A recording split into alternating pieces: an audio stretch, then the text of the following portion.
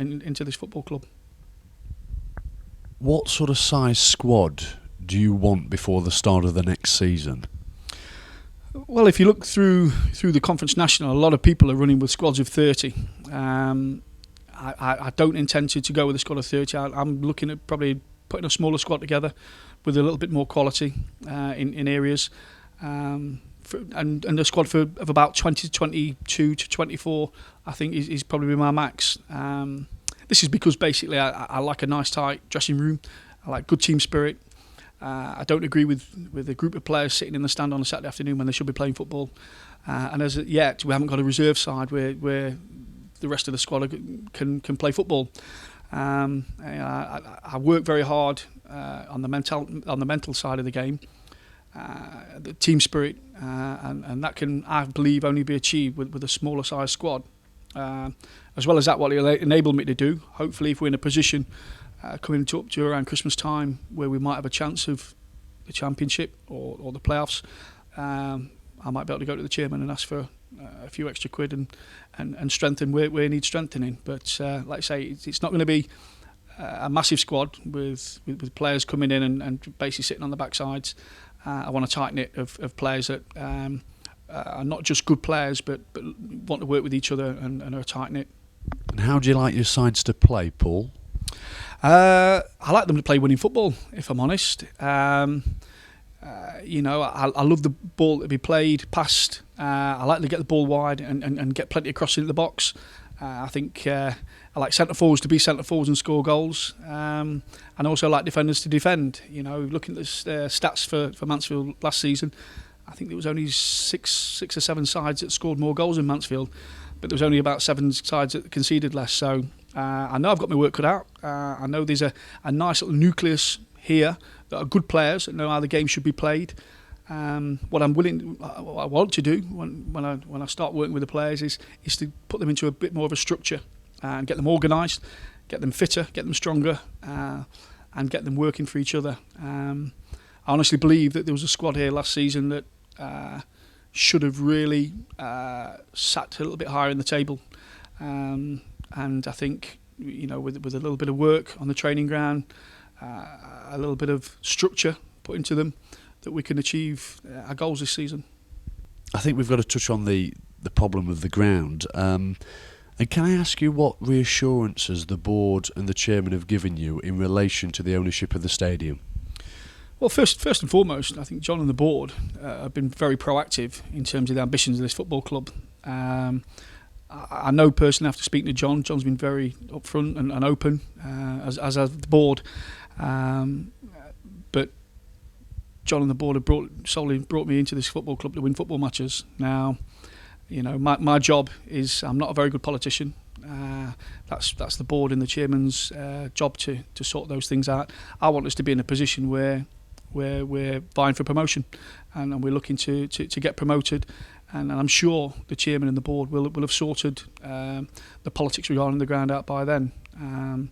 Like I say, my job is one thing and one thing only, is that's to win football matches and make Mansfield Town a success on the field. I can have no input into ground grading or ground control or which ground we're playing at. My job's solely to win football matches. Back to football, the important stuff, as you say. In a nutshell, short-term and long-term aims here? Well, short-term, just to win football matches consistently. If you look at last season, I think there was a lack of consistency in games. You know, I want to build mentality, not just within the players, but in the club in general. I want this to be a winning club. I want it to be a club that is competing at the top end of the table and vying for promotion with the other big clubs that are in this league. That's my main aim initially. The long-term goal, there's a million and one things I'd like to implement at this football club. One's a youth setup, which I successfully did at Eastwood Town.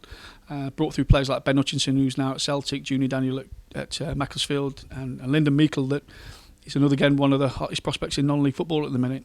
I think I'd love for the club long term to bring in footballers from the locality of Mansfield and Nottingham area, players that want to play for the football club and that are schooled in the right way, and they can take the club to a different level.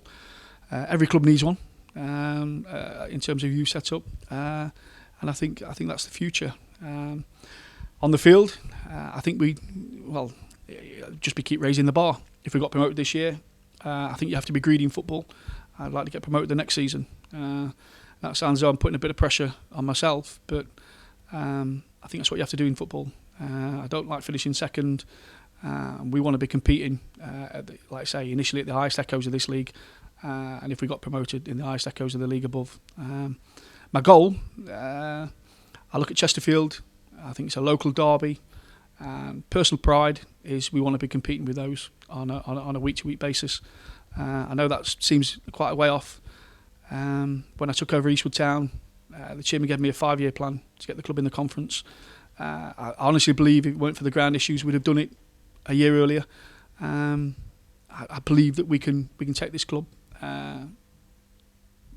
to the First Division. I really do. So what are your immediate priorities? Immediate priorities is to get good players into this football club. There's a lot of work needs to be done. The training structure, the pre-season. But initially, I just want to attract good footballers to this football club and get them into a structure where we hit the ground running for the first game of the season. What would you ask of the fans, Paul? I just want them to get behind the lads. I want to be putting together a side that I think, nothing's guaranteed in football. Some days we're going to have good games, some days we're going to have bad games. But I want to put together a side that even when we played badly, I want every supporter to know that these players have worked and give 100% for the football club and for the shirt. And I think,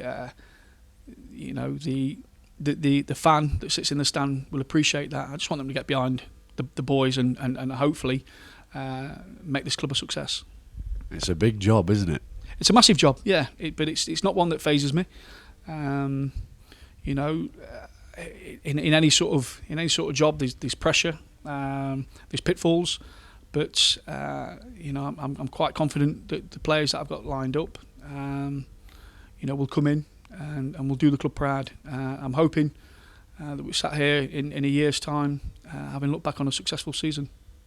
Paul Cox, congratulations on your appointment, and I wish you well. Thank you. Thanks, Steve.